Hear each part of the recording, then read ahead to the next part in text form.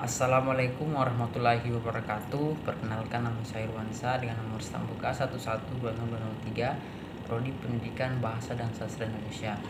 Kali ini saya akan membacakan hasil rangkuman dari 5 pertemuan terakhir di semester 2 ini dari mata kuliah Kajian Lingkungan Hidup.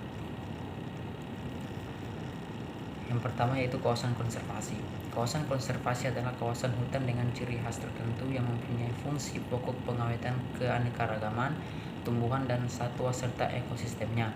Kawasan konservasi atau kawasan yang dilindungi ditetapkan oleh pemerintah berdasarkan berbagai macam kriteria sesuai dengan kepentingannya.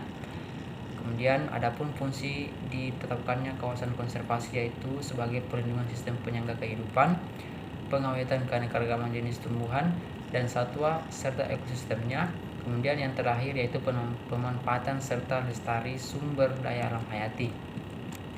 Kemudian selain itu fungsi kawasan konservasi ada pula cara pemanfaatan kawasan konservasi yaitu sebagai berikut.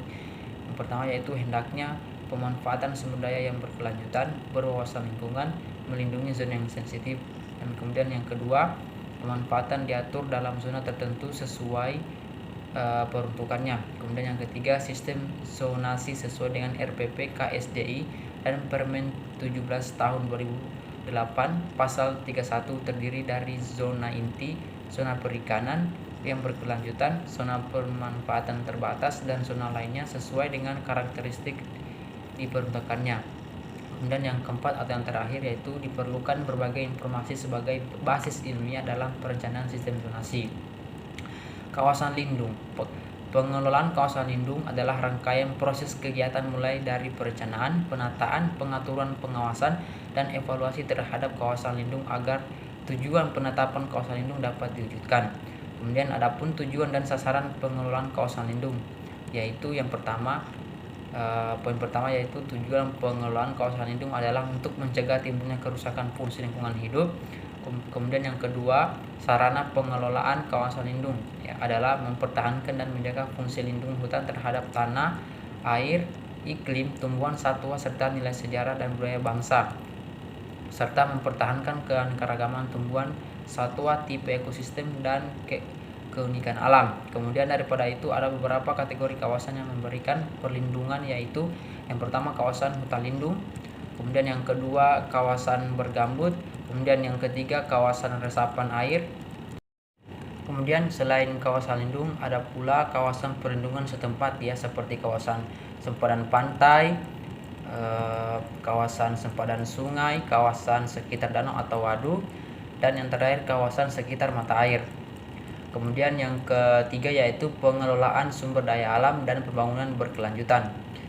Yang pertama yaitu prinsip pengelolaan lingkungan adalah pencegahan dan penanggulangan terhadap penurunan dan kerusakan kualitas lingkungan akibat terganggunya atau rusaknya tatanan ekosistem. Kemudian ada aspek pengelolaan lingkungan dan pelindungan ekosistem.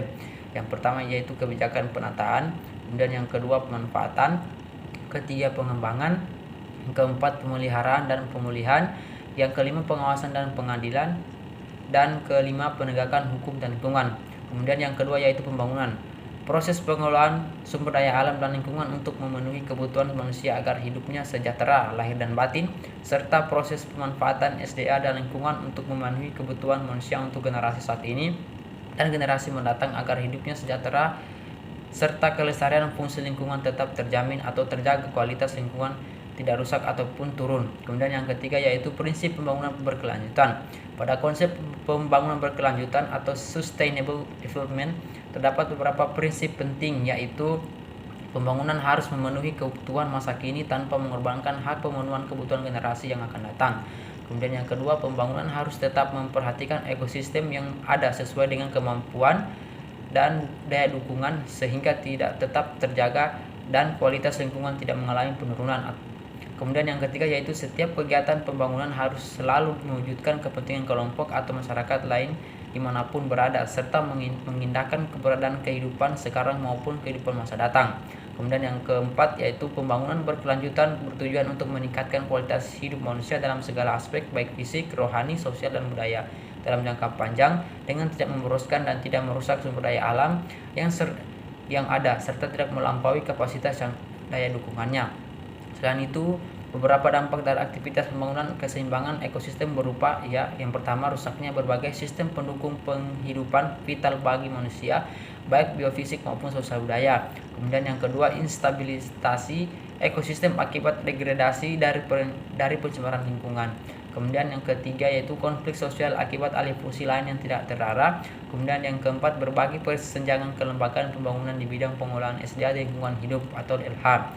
Kemudian selain terdampak pada keseimbangan ekosistem, ada beberapa juga permasalahan lingkungan yang timbul berupa menurunnya daya dukung dan daya tampung lingkungan, terjadinya penyusutan sumber daya alam dan lingkungan, permasalahan lingkungan buatan, penerapan standar mutu lingkungan hidup yang masih lemah, masalah pemanfaatan dan pengurasan sumber daya alam, hutan, tanah, sumber daya air, keanekaragaman hayati, dan sumber daya pesisir dan laut, terjadinya bencana alam, pencemaran lingkungan. Kemudian pembangunan memang sangat bermanfaat bagi seluruh manusia, akan tetapi pembangunan pula bisa sangat berbahaya bagi kelangsungan hidup manusia. Di bawah ini telah dituliskan dengan jelas dampak dari pembangunan, yaitu dampak perubahan iklim, perubahan pola curah hujan, peningkatan muka air laut, kepenuhan spesies, suhu tinggi, es kutub menyusut, badai kuat dan hurricanes, gelombang panas, penyebaran penyakit dan kerugian ekonomi, pergeseran habitat, kebakaran. Selain itu, ada juga dampak dari pencemaran, yaitu dampak bagi kesehatan, dampak pada ekosistem, dampak pada pertanian. Kemudian ada pula dampak disaster atau bencana, yaitu dampak terhadap lingkungan, dampak terhadap infrastruktur, dampak terhadap kehidupan, dampak terhadap perekonomian. Selain itu, ada juga konflik sosial keretakan hubungan antar kelompok, perubahan kepribadian pada individu-individu, kerusakan harta benda dan jatuhnya korban jiwa, terjadi dominasi dan penaklukan. Selain itu, pengaruh lingkungan terhadap kesehatan. Kesehatan lingkungan merujuk pada karakteristik kondisi lingkungan yang dapat mengganggu kesehatan, terutama aspek gaya hidup seperti miras, merokok, narkoba, makanan berlemak dan lain sebagainya. Kemudian itu ada bahan toksik mikroorganisme patogen, logam berat, B3 dan lain-lain. Bahaya fisik, kebisingan, sinar ultraviolet dan debu di udara. Kemudian keadaan lainnya, kondisi tropis, adat kebiasaan yang tidak sejalan dengan konsep kesehatan dan lain-lain. Kemudian ada beberapa hubungan manusia dengan lingkungan. Yang pertama yaitu status kesehatan merupakan refleksi dari hasil antar interaksi kompleks antara sistem biologis internal dan sistem lingkungan eksternal secara keseluruhan. Kemudian yang kedua, sistem penyangga kehidupan menyediakan kebutuhan dasar aktivitas manusia. Kemudian yang ketiga, akibat aktivitas manusia, industri pertanian, transportasi, pemukiman dan lain sebagainya menghasilkan limbah dan residu. Limbah dan residu selanjutnya mempengaruhi sistem penyangga kehidupan dan juga kesehatan manusia. Manusia merupakan makhluk yang mempunyai ambisi yang luar biasa, ingin melakukan apa saja demi membahagiakan keluarga tentunya hanya untuk mencari benda yang berharga dan mengubahnya menjadi benda yang aman dipakai. Akan tetapi di balik itu semua pasti akan berdampak sangat buruk dengan lingkungan. Ada beberapa sumber perubahan lingkungan yang terdampak buruk bagi kesehatan manusia, diantaranya yaitu aktivitas manusia terutama pembangunan industri, transportasi dan pemukiman menghasilkan limbah yang menurunkan kualitas lingkungan. Kemudian yang kedua yaitu aktivitas alam, letusan gunung berapi, banjir, badai, gempa bumi, merubah kualitas air, udara, tanah, makanan, vektor atau manusia sendiri. Kemudian yang ketiga dan terakhir, komponen lingkungan bertindak sebagai media atau perantara terjadinya penyakit di masyarakat. Terima kasih. Apabila ada kesalahan dalam pembacaan serta penulisan mohon dimaafkan. Billahi taufiq wal hidayah. Assalamualaikum warahmatullahi wabarakatuh.